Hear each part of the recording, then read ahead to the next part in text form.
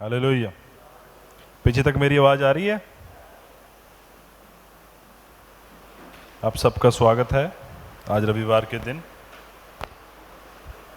जिनके पास बाइबल है वह कृपया अपनी बाइबल्स को खोलिए, जिनके पास नहीं है वह अपने पड़ोसी से सहायता मांगिए। भाइयों की एक बड़ी संख्या आज मुझे लगता है रात को ही पेंतिकुस्त का दिन मनाने लगी है।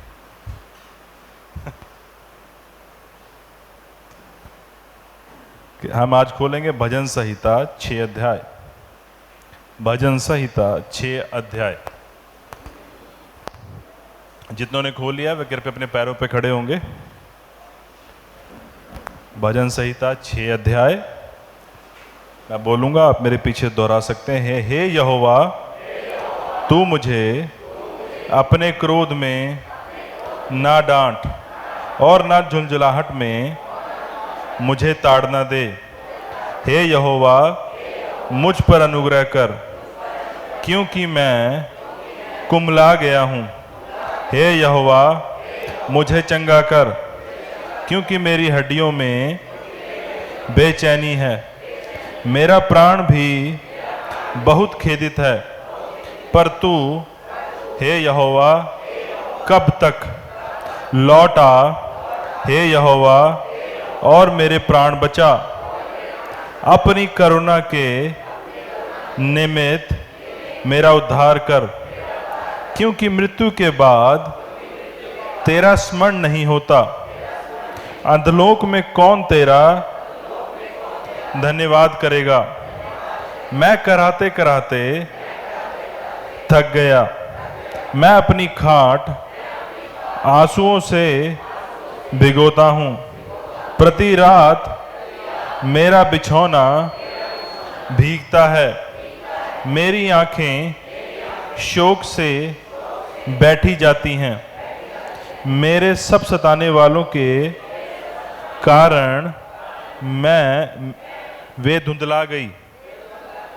हे सब अनर्थकारियों, मेरे पास से दूर हो, क्योंकि यहोवा ने मेरे रोने का शब्द सुन लिया है।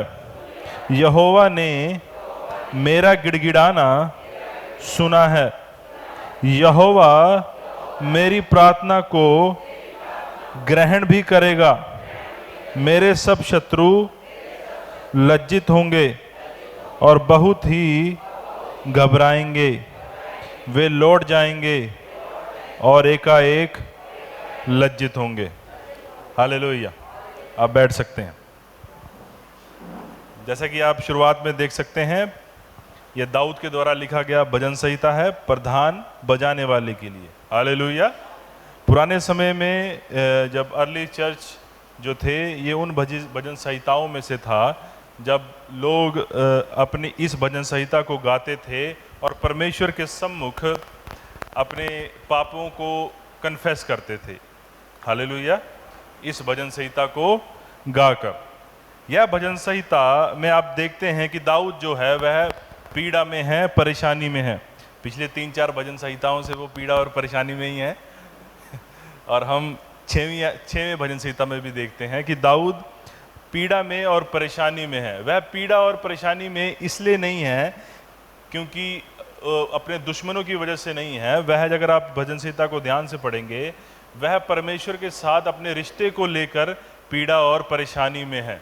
Hallelujah, hallelujah, hallelujah, hallelujah. आज पेंतिकुस्त का दिन है, सोने का नहीं। हालेलुया। तो दाऊद जो है वह पीड़ा और परेशानी में है परमेश्वर के साथ अपने रिश्ते को लेकर। पहली आयत हम पढ़ते हैं, हे यहोवा, तू मुझे अपने क्रोध में न डांट और न झुंझलाहट में मुझे ताड़ना दे। यह दाऊद बात कर रहा है परमेश्वर के साथ। दाऊद किसी पाप में है और उसकी वजह से उसका जो प्राण है वह परेशानी में है। अब परमेश्वर उसको करेक्ट कर रहे हैं। आप समझ रहे हैं, यहाँ पर परमेश्वर उसे करेक्ट कर रहे हैं और दाऊद उस करेक्शन की वजह से उसका प्राण इतनी पीड़ा में है कि वह परमेश्वर को कहता है, हे यहोवा, मुझे अपने क्रोध में न डांट और न झुंझलाहट में मुझे ताड़ ना दे। वह उस जो उसने, हम नहीं जानते कि वह किस वजह से परेशानी में था, लेकिन हम यह समझ सकते हैं उसके शब्दों को लेकर कि वह उसने कुछ ना कुछ गलती की या कुछ ना कुछ किन्हीं परेशानियों की वजह से उसका प्राण पीड़ा में है। और वह परमेश्वर को कह रहा है कि तू अपनी करेक्शन में मुझको ना डांट, ना झुंझलाहट में मुझे ताड़ ना दे। हालेलुया। परमेश्वर हमें करेक्ट करते हैं। जब आप, बहुत बार हम कुछ गलतियां करते हैं, बहुत बार हम जो हमारे मॉरल सिद्धांत होते हैं, सबके पास हैं वह मॉरल सिद्धांत, कई बार हमारी कॉन्शियस डेड हो जाती है, हमें पता ही नहीं होता सही गलत क्या है। हमें सिर्फ इतना पता होता है कि हमें अच्छा क्या लग रहा है, हमें प्लीजिंग क्या लग रहा है, हमारे प्राण को अच्छा क्या लग रहा है। लेकिन जो मॉरल सिद्धांत हैं वह हम सबके मनों में दिए गए हैं। आपको पता है क्या सही और क्या गलत है। हालेलुया। वह हर एक व्यक्ति को पता है। वो बात अलग है कि आप उस चीज़ को दरकिनार करके आप किन्हीं चीज़ों को कर रहे हैं, लेकिन जब वह मॉरल सिद्धांत जो परमेश्वर की ओर से दिए गए हैं, जब भी उसका उल्लंघन होता है, तब आप, अगर आप कॉन्शियस हैं उन बातों के प्रति, तो आपका प्राण एक बोझ में आएगा, आपका प्राण एक पीड़ा में आएगा। और खासकर जब आप प्रभु के जन हैं, आप नए जन्म दिए गए विश्वासी हैं, तो परमेश्वर आपको अपनी पवित्र आत्मा के द्वारा करेक्ट करेगा। हालेलुया। पुराने नियम में एक बात याद रखिए, बहुत सारे लोग भजन संहिता, कई मैंने देखा है, मैं पिछली बार मुझे याद है एक बहन से मैं मिला और वह किन्हीं बातों को मुझसे पूछ रही थी। मैंने बोला कि आप बाइबल पढ़ते हैं? हाँ, मैं भजन संहिता पढ़ती हूँ, मैं सिर्फ भजन संहिता पढ़ती हूँ और कुछ नहीं पढ़ती मैं। बहुत सुकून मिलता है। एक बात को समझिए, बाइबल जो है कुछ हिस्ट्री है, कुछ प्रेजेंट है और कुछ फ्यूचर है। हालेलुया। हम कहाँ हैं? प्रेजेंट में हैं। बहुत सारी बातें हमारे लिए हैं, बहुत सारी बातें पिछले समय में बीती हैं, वह हमारी सीख के लिए, हमारी अंडरस्टैंडिंग के लिए, हमारी समझ के लिए हैं। जब आप भजन संहिता पढ़ते हैं, उसमें से बहुत सारी चीज़ें सीखने के लिए हैं, लेकिन बहुत सारी चीज़ें हमारे लिए नहीं हैं। आप समझिए, जब दाऊद यह बात कह रहा है, हे यहोवा तू अपने क्रोध में ना डांट और ना झंझलाहट से मुझे ताड़ ना दे, तब दाऊद उस समय नई वाचा में नहीं है, दाऊद बचाया गया नहीं है। आप समझ रहे हैं? दाऊद पुरानी वाचा में है। अभी यीशु मसीह उसके लिए क्रूस पर नहीं चढ़े, और जब वह ये बातें कहता है तो वह लिटरली ये बातें कहता है। वह इस बात को सेंस करता है, वह इस बात को महसूस करता है कि परमेश्वर मुझसे गुस्सा है। आप समझ रहे हैं? लेकिन आप इन बातों को लेकर प्रार्थना नहीं कर सकते कि परमेश्वर ना झुंझलाहट में मुझे ताड़ ना दे, ना क्रोध में मुझे डांट। आप समझ रहे हैं? परमेश्वर अब आपसे वैसे बिहेव नहीं करता, परमेश्वर आपसे गुस्सा नहीं हो जाता। नया नियम कहता है, इब्रानियों 12:7 में आप देख सकते हैं, परमेश्वर अपनी संतानों को क्या करता है? क्या करता है? कोई खोले इब्रानियों 12:7, इब्रानियों 12:7, कृपया कोई पढ़ेगा? इब्रानियों 12:7।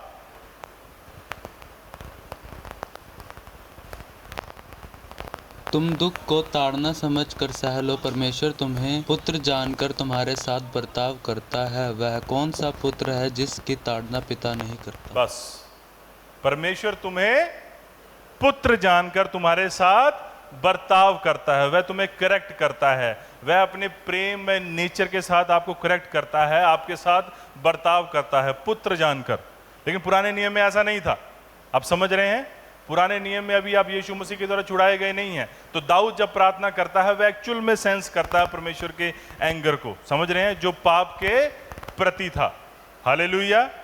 तो हमें इस बात को समझना है कि नए नियम में हम से जब परमेश्वर बात करता है, वह प्रेम के साथ हमारी करेक्शन करता है। वह आपको आपका एक्सीडेंट नहीं करा देता, या आप पे बीमारी फेंक देता है, या आपको कुछ और कर देता नहीं। वह प्रेम के साथ आपकी करेक्शन करता है, क्योंकि जब आप पाप में गिरते हैं तो परमेश्वर को पता है कि वह आपके लिए हानिकारक है, वह आपके प्रति एक तरस से भर जाता है, क्योंकि उसे पता है कि जो पाप है वह आपको क्या कर देगा?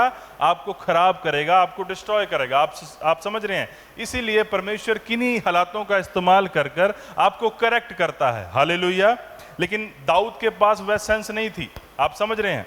आगे वह क्या कहता है? हे यहोवा मुझ पर अनुग्रह कर, क्योंकि मैं कुमला गया हूं। हे यहोवा मुझे चंगा कर, मेरी हड्डियों में बेचैनी है। आगे वो कहता है, मेरा प्राण भी बहुत खेदित है, पर तू हे यहोवा कब तक? दाऊद पहली 3 आयतों में परमेश्वर के गुस्से का, उस जो परमेश्वर उससे नाराज है, उन बातों का जिक्र करता है। आगे आप देखेंगे 4 आयत से वह अपने शब्दों में यह दिखाने की कोशिश करता है कि परमेश्वर उससे एक डिस्टेंस में है। आप समझ रहे हैं कि परमेश्वर कहीं उससे दूर हैं। 4 आयत में वो क्या कहता है? लौट आ हे यहोवा, मेरे प्राण बचा, अपनी करुणा के निमित्त मेरा उद्धार कर। पहले वह क्या महसूस करता है कि परमेश्वर मुझसे गुस्सा है, और वह परमेश्वर के सम्मुख प्रार्थना करता है कि मुझे ना डांट, मुझ पे अनुग्रह कर, मैं कुमला गया हूं। जो उसने गलतियां की हैं, जो उसका रिजल्ट है, उसकी वजह से उसको, उसके प्राण तो बेचैनी में है ही, उसका प्राण खेदित तो है ही। जब आप किन्हीं गलतियों को करते हैं, अगर आप सच में नया जन्म पाए हुए विश्वासी हैं, तो आपका प्राण क्या होगा? खेदित होगा। और जब वह खेदित होगा, तब उस बोझ की वजह से आपका शरीर भी अच्छा महसूस नहीं करेगा। आप समझ रहे हैं? आप थका हुआ महसूस करेंगे, बीपी लो होगा। समझ रहे हैं? ऐसा होता है। इसका मतलब ये नहीं जिनका बीपी लो होता है वह कुछ कर ही रहे हैं। मैं एक जनरल में आपको बता रहा हूं, ऐसा होता है। हालेलुया। जब आपका प्राण टेंशन में, डिप्रेशन में और इन सब चीजों में होता है, तो उसका असर किस पे होता है? आपके शरीर पर। जब आप खुश होते हैं, हंसमुख होते हैं, आपका मन खुशी से भरा होता है, शांति से भरा होता है, तब आपका शरीर भी भला चंगा रहता है। Hallelujah, hallelujah. होता है ना ऐसा? तो 4 आयत में अब वह कह रहा है, लौट आ हे यहोवा, मेरा प्राण बचा ले। वह अपने उस गलती की वजह से वह यह भी सेंस करता है कि परमेश्वर मुझसे दूर है। आप समझ रहे हैं?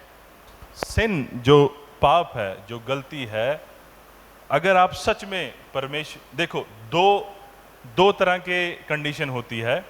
एक होती है कि आप सच में परमेश्वर के करीब हैं, आप उसकी प्रेजेंस को सेंस करते हैं, आप उसकी प्रेजेंस को महसूस कर पाते हैं, आप समझ पाते हैं परमेश्वर की उस प्रेजेंस को अपने आसपास। एक वो अवस्था होती है। एक अवस्था होती है कुछ पता ही नहीं है, सिर्फ प्रार्थना के समय आप बैठे, थोड़े गूस बम्प हुए, थोड़ा रोंगटे खड़े हुए, बस उतना ही है। एक वो अवस्था होती है, उनको कोई फर्क नहीं पड़ता, उनको सिर्फ वचन पढ़ लिया और कुछ अपने हिसाब से प्रार्थना कर ली, बस। उनका रिश्ता नहीं है कोई परमेश्वर के साथ। वह जब कुछ गलती करेंगे उनको कुछ महसूस नहीं होगा, उनको कोई दूरी महसूस नहीं होगी, उनको कुछ महसूस नहीं होगा पाप की वजह से। सिर्फ एक बात जब होगी, जब उन पे पीड़ा आएगी, परेशानी आएगी, तो वो भागते हुए कहाँ आएंगे? चर्च में। होता है ना ऐसे?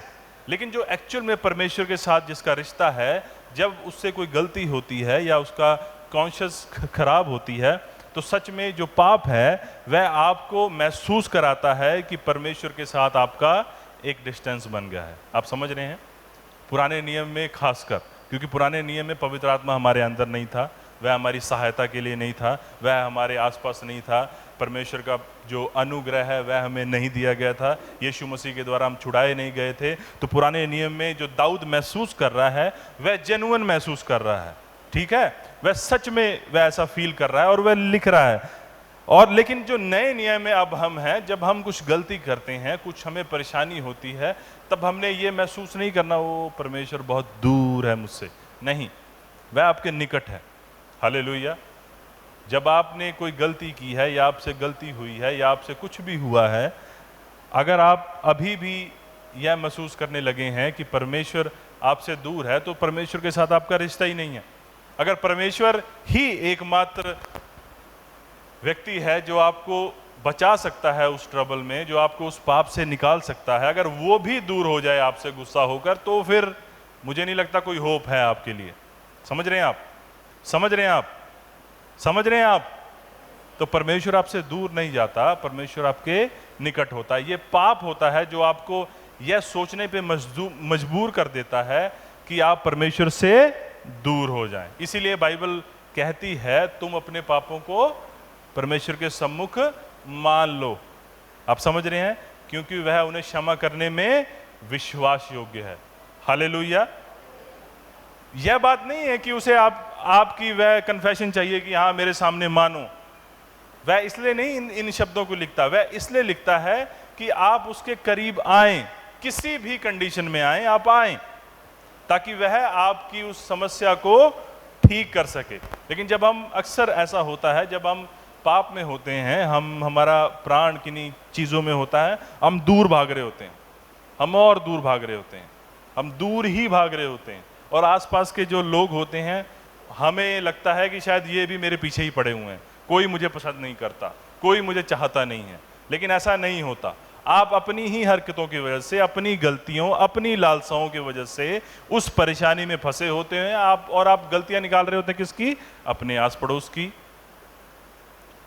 और परमेश्वर की। कोई व्यक्ति आपको परेशानी में नहीं डाल सकता सिवाय आपके। समझ रहे हैं आप? हालेलुया। आगे वह कहता है, क्योंकि मृत्यु के बाद तेरा स्मरण नहीं होता, अंधलोक में कौन तेरा धन्यवाद करेगा। मैं परमेश्वर के सम्मुख अपनी बातों को रखता है कि जब मैं मर ही जाऊंगा तो मृत्यु के बाद मैं कैसे तेरा स्मरण रखूंगा, या अंधलोक में मैं कैसे तेरा धन्यवाद करूंगा, क्योंकि मेरे पास शरीर तो रहेगा नहीं, तो कैसे करूंगा मैं कराते कराते थक गया, मैं अपनी खाट आंसुओं से भिगोता हूं, प्रति रात मेरा बिछौना भीगता है, मेरी आंखें शोक से बैठी जाती हैं और मेरा मन सब सताने वालों के कारण वे धुंधला गई हैं। दाऊद, आप देख सकते हैं पुराने नियम में भी जो दाऊद का रिश्ता था परमेश्वर के साथ, वो कितना गहन था कि वह उस रिश्ते की वजह से वह रोता है। आप एक बात को याद रखिए, ये दाऊद के शब्द हैं, ये किसी अभी नहीं लिखा 21वीं सदी में किसी ने, ये दाऊद ने उस समय लिखे हैं अपने हाथों के द्वारा। आप समझ रहे हैं? और वह अपने मन की व्यथा को लिख रहा है, और आज हम 2023 में पढ़ रहे हैं। और दाऊद कितनी खूबसूरती से लिखता है कि मैं अपनी खाट आंसुओं से भिगोता हूं। परमेश्वर के लिए लिख रहा है वो। प्रति रात मेरा बिछौना भीगता है, मेरी आंखें शोक से बैठी जाती हैं और मेरे सब सताने वालों के कारण वे धुंधला गई हैं। वह परमेश्वर के साथ उस रिश्ते को फिर चाहता है कि वह रिश्ता दोबारा हो, वह रिश्ता दोबारा बहाल हो, परमेश्वर के साथ मेरी राइट स्टैंडिंग दोबारा हो। वह इसलिए पीड़ा में है, वह रो रहा है, उसकी आंखें लाल हैं। आप समझ रहे हैं? मुझे नहीं लगता हम सब ऐसा कुछ करते हैं, है ना? हम सब ऐसा कुछ करते ही नहीं है। लेकिन परमेश्वर का रिश्ता इतना गहन था, दाऊद का रिश्ता इतना गहन था परमेश्वर के साथ कि वह परमेश्वर के लिए रोता है। हालेलुया। हम भी रोते हैं कई बार जब हम पीड़ा में होते हैं, तनख्वाह नहीं मिल रही होती है या किसी और समस्या में होते हैं। वह आंसू हमारी समस्या की वजह से होते हैं, परमेश्वर के साथ रिश्ते की वजह से नहीं होते, वह समस्या की वजह से होती हैं। वह दोनों अलग अलग चीजें हैं। आप समझ रहे हैं? लेकिन दाऊद जो यहाँ पर एक्चुअल में अपनी व्यथा का जो बता रहा है, वह अपने रिश्ते की वजह से रो रहा है कि मैं उस रिश्ते को दोबारा चाहता हूं। इसीलिए वह इससे पहले क्या बोलता है कि लौटा। हालेलुया। आगे वह कहता है, हे सब अनर्थकारियों मेरे पास से दूर हो जाओ।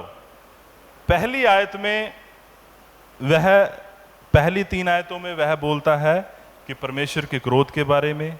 आगे 3 आयतों में वह कहता है कि परमेश्वर तुम मुझसे दूर है, मेरे पास आ जा, मैं जो रो रहा हूँ, मैं इतनी पीड़ा में हूँ, मेरा प्राण भी पीड़ा में है, मेरा शरीर भी पीड़ा में है, मैं चाहता हूँ कि तू लौट आ और मेरे शरीर को, मेरे प्राण को इससे निकाल, क्योंकि उसको पता है कि परमेश्वर ही उसे यहाँ से निकाल सकते हैं।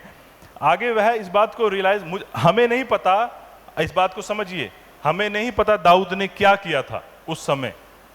हालेलुया। लेकिन उसने कुछ तो किया था जिसकी वजह से यह समस्या उसके ऊपर थी। और वह आगे आकर 8वीं आयत में, मुझे ये मेरा मतलब, मैं सोचता हूं कि ये मैंने एक अंडरस्टैंडिंग निकाली। आगे वह क्या कहता है, हे सब अनर्थकारियों मेरे पास से दूर हो जाओ। मेरा जो मैंने इसको समझने की कोशिश की, मेरे हिसाब से वह अपनी सराउंडिंग की वजह से, कुछ गलत लोगों की वजह से उसने कुछ ना कुछ गलत फैसले लिए, जिसकी वजह से ये चीजें उसके ऊपर आई। और 8वीं आयत में वह अपने आप को करेक्ट करता है, वह अपने आप को सही दिशा में लाता है। और वो पहला काम क्या करता है? वह पहला काम क्या करता है? वह जो उसके आसपास सब ऐसे लोग हैं जो उसको गलत दिशा की ओर लेके जा रहे हैं, जो उसके प्राण को मुश्किल में डाल रहे हैं, जो लोग हैं जो गलत काम करते हैं, उनको वह क्या करता है, हे सब अनर्थकारियों मेरे पास से क्या हो जाओ, दूर हो जाओ। वो पहला काम करता है। आगे क्या कहता है वो, क्योंकि यहोवा ने मेरे रोने का शब्द सुन लिया है।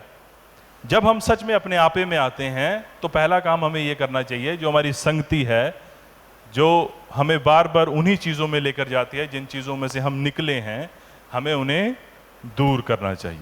हालेलुया। क्योंकि परमेश्वर ने आपको छुड़ाया है। आगे वो लिखता है, क्योंकि यहोवा ने मेरे रोने का शब्द सुन लिया है, यहोवा ने मेरी गिड़गिड़ाहट सुना है, यहोवा मेरी प्रार्थना को भी ग्रहण करेगा। अब आप देखेंगे उसका ऊपर की 6-7 आयतों से अब उसका ध्यान शिफ्ट हुआ है। अब वो परमेश्वर की ही बात का है। यहोवा ने मेरा रोना सुन लिया है, यहोवा ने मेरा गिड़गिड़ाना सुना है, यहोवा ने मेरी प्रार्थना को भी ग्रहण करेगा। अब उसका ध्यान जो है वह शिफ्ट हुआ है, किसके ऊपर, परमेश्वर के ऊपर। उसका फोकस जो है वह शिफ्ट हुआ है। कहां से, उन लोगों को निकाल कर, जब उसने उन लोगों को निकाल दिया तब उसका ध्यान जो है वह शिफ्ट हुआ, किसके ऊपर, परमेश्वर के ऊपर। और वह क्या बातें करने लग गया कि यहोवा ने मेरे रोने को सुन लिया है, उसने मेरी प्रार्थना को सुन लिया है। आगे वह क्या कहता है, मेरे सब शत्रु लज्जित होंगे और बहुत ही घबराएंगे, वे लौट जाएंगे और एकाएक लज्जित होंगे। Hallelujah, hallelujah. बहुत ही खूबसूरत भजन संहिता है। आप इसको जब पढ़ेंगे तो थोड़े ओपन माइंड से पढ़िए, आपको और अंडरस्टैंडिंग मिलेगी। आप देखेंगे जब आप पढ़ते हैं, एक्चुअल में यह मत देखिए कि आप कुछ बस ऐसे ही पढ़ रहे हैं। जब आप पढ़ते हैं, आप लिखने वाले की उन भावनाओं की ओर भी जाइए कि वह किन भावनाओं में होकर से गुजर रहा है, कि वह इन शब्दों को लिख रहा है। जो इंग्लिश पढ़ सकते हैं वह प्लीज इंग्लिश में भी पढ़िए, वहां और आपको ज्यादा क्लैरिटी मिलेगी। जो नहीं पढ़ सकते हैं कोई बात नहीं, पवित्र आत्मा आपके साथ है, हम सबके साथ है। लेकिन जब आप इन शब्दों को पढ़ते हैं तब असल में इसको समझने की कोशिश कीजिए कि जो दाऊद लिख रहा है वह किन हालातों में लिख रहा है, वह जो शब्दों का प्रयोग कर रहा है वह शब्द कितने गंभीर हैं या कितने डीप हैं। तब आप सच में उसकी भावनाओं को भी समझ पाएंगे। और परमेश्वर ये चाहता है कि हम ये समझें, इसीलिए ये हमें दिया गया है। तो परमेश्वर आपको आशीष दे।